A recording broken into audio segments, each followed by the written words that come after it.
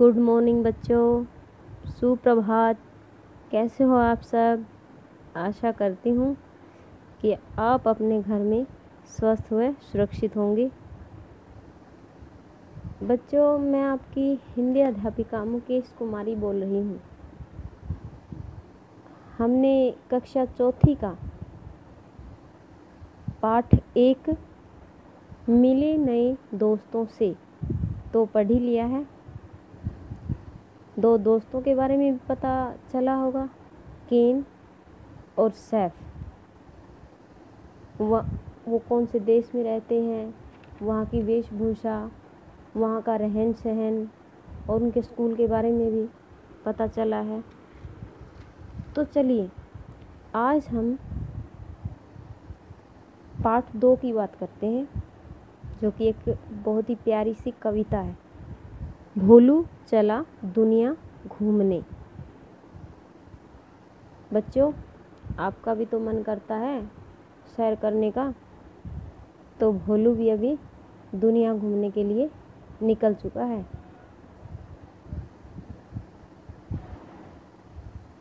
इस कविता में चीन देश का नाम आया है। चीन, जो कि आजकल एक संक्रामक बीमारी फैली हुई है, वो उसी देश के एक शहर वुहान से फैली है। बच्चों, सिर्फ इस बीमारी से बचने का एक ही रास्ता है, वो है खुद को अन्य लोगों से अलग कर लेना। मतलब कि घरों में रहना, और अगर कोई ज़रूरी काम है, कोई विशेष काम है, उसी के लिए बाहर निकलना। चलिए बच्चों, चीन का तो पता चल गया, अब अन्य देशों की बात करते हैं। इस कविता का मुख्य उद्देश्य बच्चों को अन्य देशों की संस्कृति से परिचित करवाना है। भोलू चला दुनिया घूमने कविता में भोलू, जो कि एक चूहा है, पूरी दुनिया की सैर पर निकला है। उसने विशेष प्रकार की वेशभूषा पहनी है। विशेष प्रकार की मतलब अलग सी, विशेष। क्या क्या पहना है बताएगा कोई? चलिए मैं बता देती हूँ। उसने आँख पर चश्मा पहना है, काला बैग लिया है और बड़ी सी हैट पहन कर, और हाथ में उसने नक्शा भी लिया है। भोलू दुनिया की सैर पर अब निकल चुका है। वह अलग अलग देशों की सैर करेगा। कौन से देश? Italy, Japan, Paris, France, New Zealand. बच्चों, अगर हमें किसी दूसरे देश में जाना है तो सबसे पहले हमें क्या करना होगा? सबसे पहले लेना होगा नक्शा, जिसमें कि एक साफ सा रास्ता दिया होता है, जिसमें हम पता लगाते हैं कि पहले हमें कहाँ जाना है, किस स्थान पर जाना है, आगे क्या करना है। ये एक प्रकार से हमारे लिए एक गाइडलाइन होती है। भोलू ने क्या क्या ले रखा है? नक्शा लिया है, जिसकी सहायता से वह दुनिया की सैर करेगा।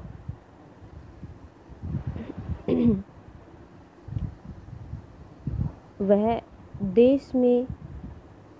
विदेश में जाकर वहाँ की भाषा को सीखेगा, वहाँ के खान पान, वहाँ के रहन सहन, वहाँ की संस्कृति को जानेगा।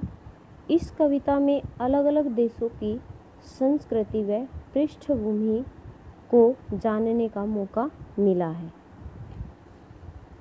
पढ़ तो ली होगी कविता बच्चों, तो पता भी लग गया होगा।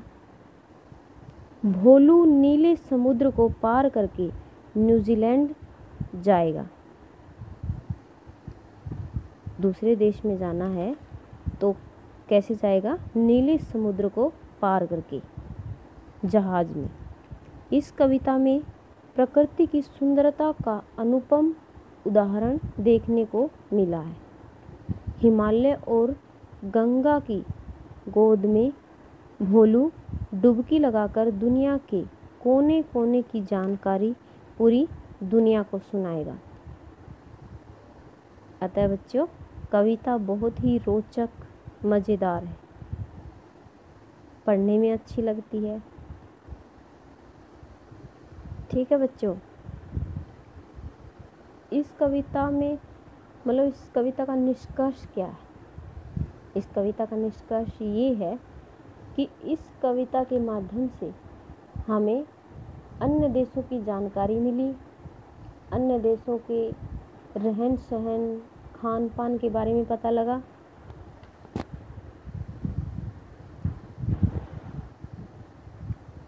और इस कविता का मुख्य उद्देश्य भी यही था कि बच्चों को रोचक तरीके से, मज़ेदार तरीके से अन्य देशों के बारे में बताना। बच्चों, इस कविता को पढ़ना और इसके जो प्रश्न दिए जाएंगे आपको, उनको भी आप याद कीजिए। और इसमें बहुत सारे शब्द आए हैं, कठिन शब्द,